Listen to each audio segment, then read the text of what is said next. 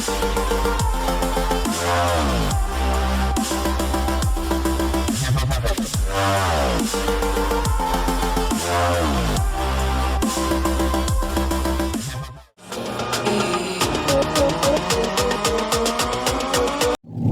दोस्तों, मैं दीपक कुमार मिश्र हिंदी विषय को लेकर आप सभी के समक्ष उपस्थित हूँ।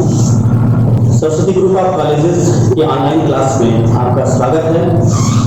आज हम सभी स्नातक प्रथम वर्ष के द्वितीय प्रश्न पत्र में जो विषय दिया गया है नाटक, निबंध और प्रकरणगत विधाएं, उसके अंतर्गत ध्रुव स्वामिनी नाटक के विषय में जानेंगे। यह नाटक महान नाटककार जयशंकर प्रसाद जी द्वारा लिखित है और जयशंकर प्रसाद के बारे में ये जाना जाता है कि उन्होंने ऐतिहासिक नाटकों की रचना की है। उनके ऐतिहासिक नाटकों में अलग अलग विषय, अलग अलग समस्याओं को निरंतर उठाया गया है और अतीत की घटनाओं के आधार पर वर्तमान की समस्याओं को उजागर करने की प्रवृत्ति उनके नाटकों में रही है। ध्रुव स्वामिनी भी इसी प्रकार का नाटक है। ध्रुव स्वामिनी नाटक में उन्होंने महिला अधिकारों का, नारी अधिकारों का समर्थन करते हुए एक ऐसे पात्र की रचना की है ध्रुव स्वामिनी के रूप में, जो पुरुष प्रधान प्रवृत्ति का न केवल मुखर विरोध करती है बल्कि पुरुषों के व्यवहार पर नैतिक प्रश्न भी उठाती है। इसी कारण ध्रुव स्वामिनी को, जबकि ध्रुव स्वामिनी नाटक का जो ऐतिहासिक आधार है यह गुप्त काल पर आधारित है। आज से लगभग 1700 साल पहले की घटना पर यह नाटक आधारित है। उस समय महान समुद्रगुप्त के उत्तराधिकारियों के बीच तमाम विसंगतियां थी, गृह कलह की समस्या थी।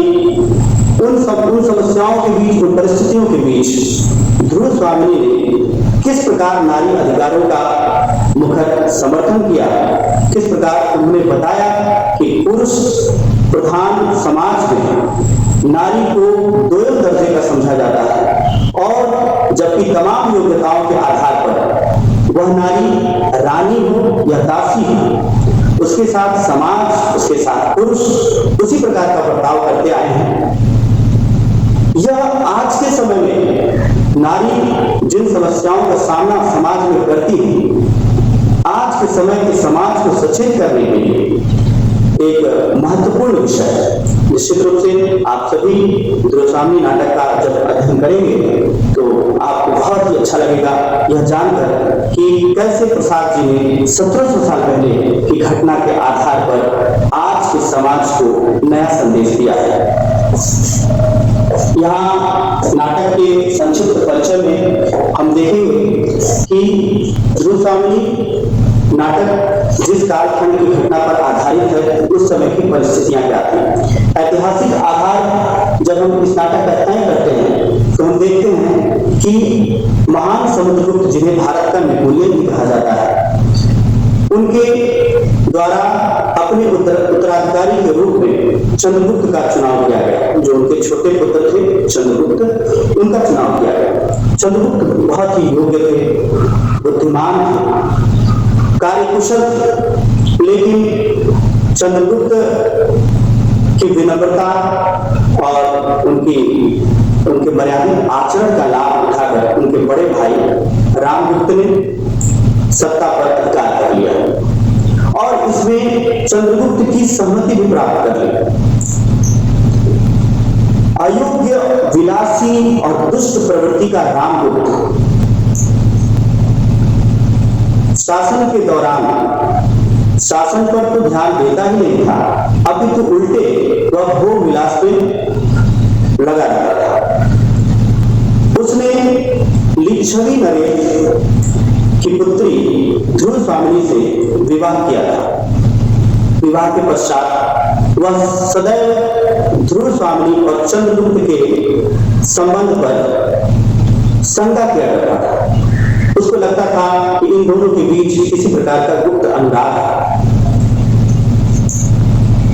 इसी बीच शक्सवीर के द्वारा शकराज आक्रमण करता है। शकों का निरंतर आक्रमण हो रहा था गुप्त साम्राज्य पर, और शकों के आक्रमण के फलस्वरूप जो रामगुप्त है वह चारों तरफ से घिर जाता है। लेकिन ध्यान रहे कि गुप्त सेना तात्कालिक विश्व की सबसे शक्तिशाली सेना है, और शकों के आक्रमण का वह उचित जवाब दे सकती थी, वह उचित प्रतिकार कर सकती थी। लेकिन उसके बावजूद शकों ने जब गुप्त सेना को घेर लिया, दूत आया और दूत ने शकराज का एक संदेश सुनाया कि या तो युद्ध करो या संधि करो। इस संधि के प्रस्ताव से ही सारी घटना के तार जुड़ते हैं जो ध्रुवस्वामिनी नाटक का कथानक निर्मित करते हैं।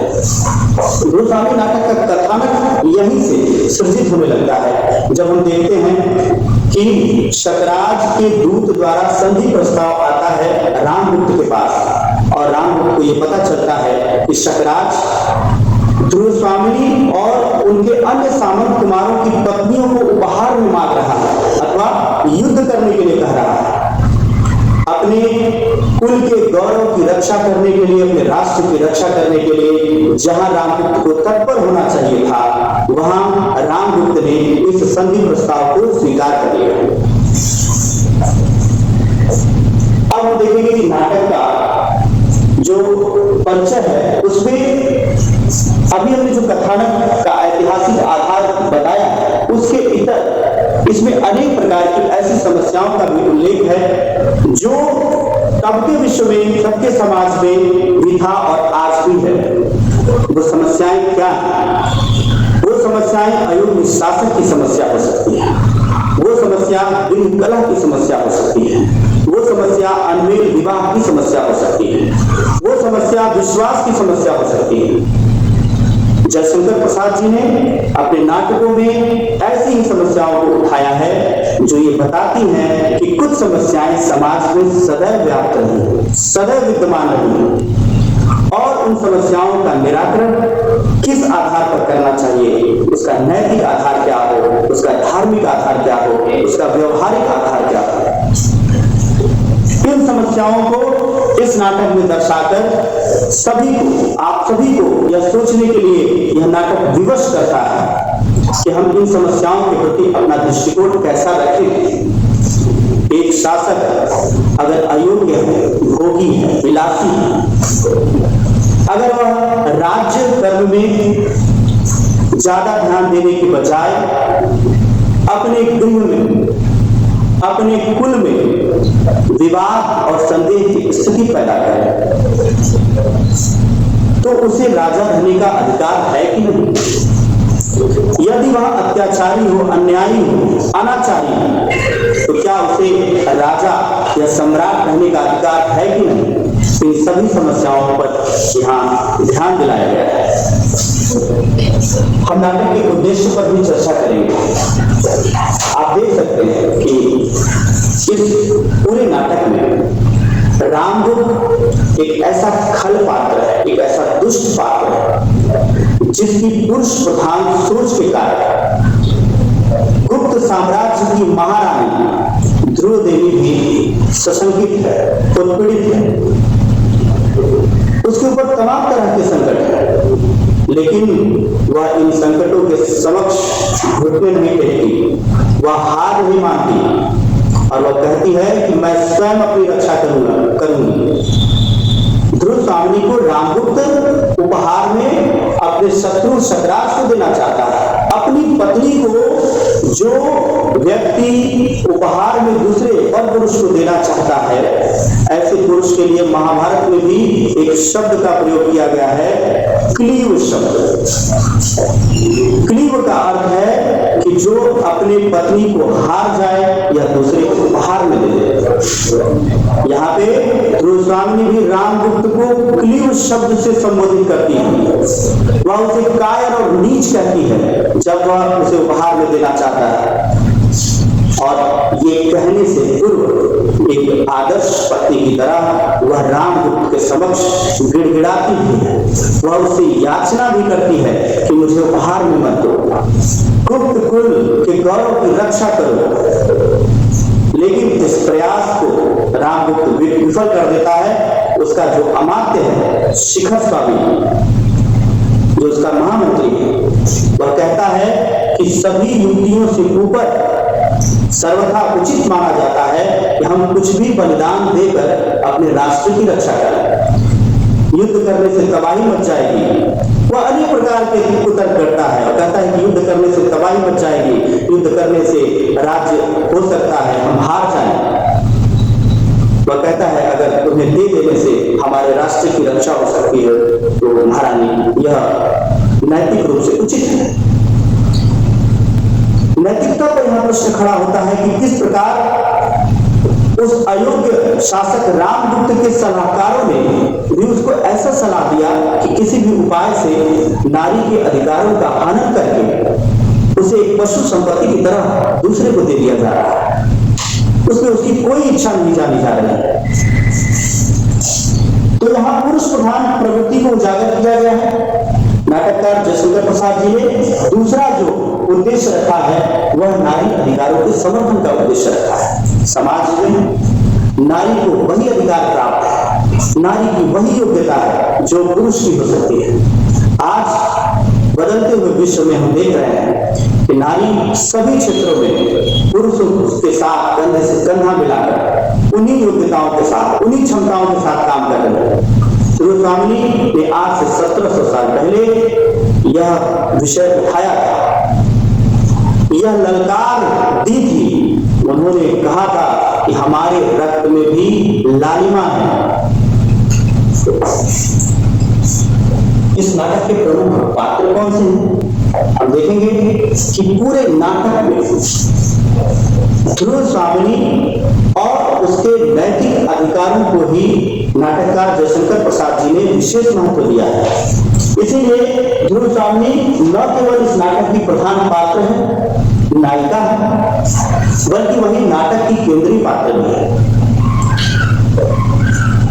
वह रामगुप्त की विवाहिता है। रामगुप्त कौन है? समुद्रगुप्त के ज्येष्ठ पुत्र का नाम रामगुप्त था, जिसे समुद्रगुप्त ने शासक के रूप में नहीं चुना था, लेकिन उसने तमाम साम दाम दंड भेद करके शासन पर अधिकार कर लिया। इन्हीं की विवाहिता थी ध्रुव स्वामिनी। रामगुप्त के ही छोटे भाई थे चंद्रगुप्त, जिन्हें समुद्रगुप्त ने शासक के लिए चुना था, अपने उत्तराधिकारी के रूप में चुना था।